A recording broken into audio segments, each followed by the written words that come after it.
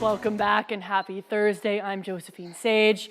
Let's talk weather. We're noticing outside right now on America's Mattress Live Tower Cam over Mount Garfield. We do have a little bit of some cloud coverage and maybe even some darker skies as we look further east. Tonight here in the valley, most of those rain showers have moved on out. We might be expecting a little bit of some very, very light intermittent showers throughout these early evening hours, but temperatures are actually expected to increase as we get closer to the end of the work week and into the weekend.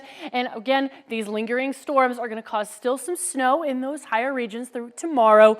2 to 4 inches of additional snowfall can be seen in those higher elevation regions. The San Juans and the central mountains is where the bulk of that moisture will be favored. We'll notice, well, in just about an hour, we're going to see again the San Juans still looking at that, that snow, and same through possibly Glenwood Canyon. We'll fast forward into essentially midnight tonight, a little bit of a clearing in terms of those storms, but then tomorrow, like I mentioned, we still have a little bit of those storms hanging out through the central mountains. We'll fast forward again. It's really starting to shift further east by that 10 a.m. hour, and it's still a little bit of those showers still sticking around for the southern regions during those afternoon hours. But by the time we wrap up Friday and get into Saturday, we're just left over with some partly cloudy skies. Now, I do want to talk about this winter weather advisory that's active in Summit County, at least until 5 p.m. tomorrow. So a lot of those areas pushing towards that Front Range region through Georgetown, even through Idaho Springs, are looking at, well, some treacherous travel. Still some snow, some rain, some slushy, some icy roads that are sticking around. Keep that in mind if you do have those travel plans. But in terms of those travel plans, we're still watching that snow potential again through Friday PM hours.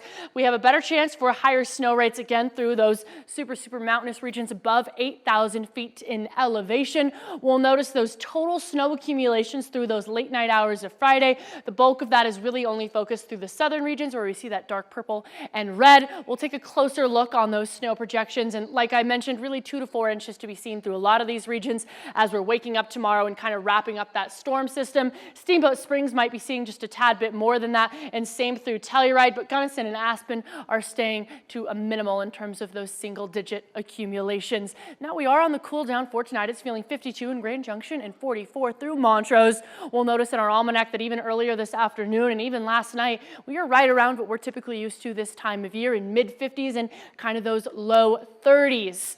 But I do want to talk about these kind of warm up in temperatures and even these pleasant afternoon highs we've been feeling. We do have an excessive amount of tree pollen and some moderate mold pollen hanging out as we get throughout the month of March. Now I also want to talk about tonight because we're feeling 31 in Grand Junction and 30 through Montrose.